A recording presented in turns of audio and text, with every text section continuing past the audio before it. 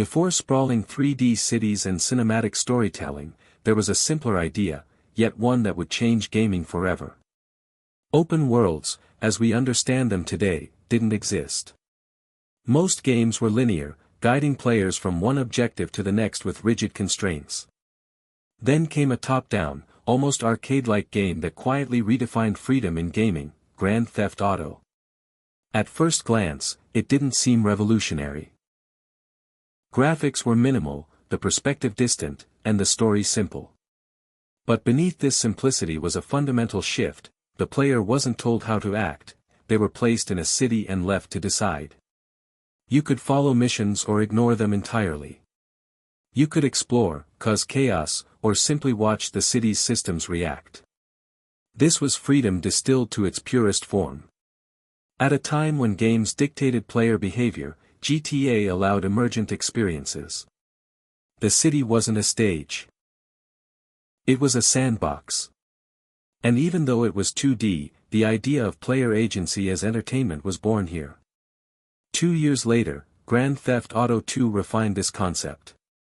While still top-down, it introduced systems that reacted to player choice.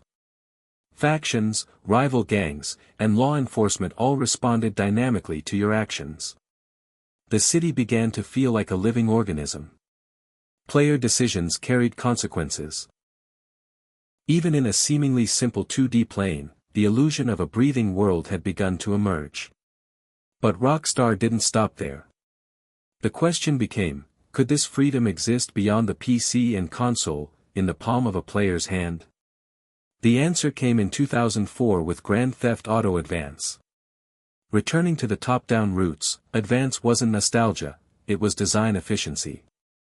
Rockstar distilled the chaos, systems, and interactivity of the main series into a portable format. Missions, traffic, and open-ended exploration had to fit on a small cartridge, yet they still captured the essence of freedom. Advance proved that the core of GTA isn't graphics or scale, it's agency and unpredictability.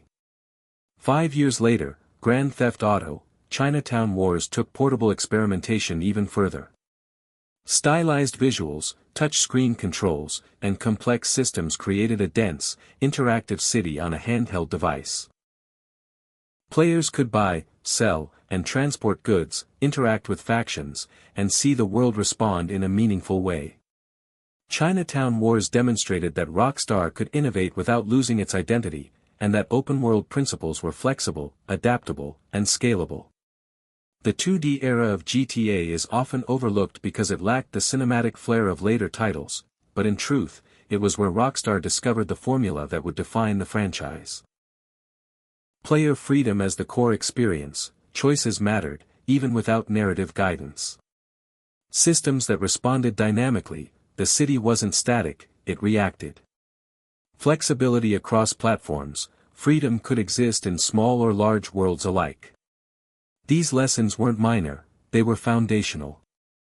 Every experiment, from top-down chaos to handheld innovation, shaped what GTA would become in 3D, a series that combined freedom, systemic depth, narrative context, and immersion.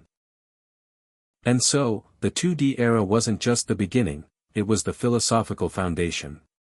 The stage was set. Player agency had been discovered. Systems had been tested.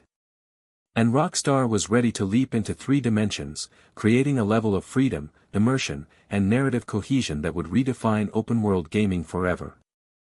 From top-down streets to handheld chaos, the 2D era of GTA taught us a crucial truth: freedom and player agency are timeless. The world may have been flat, but the ideas were boundless. And as the series transitioned into 3D, those lessons would evolve into living cities, cinematic storytelling, and the open-world masterpieces that defined a generation. The 3D era was coming, and nothing would ever be the same.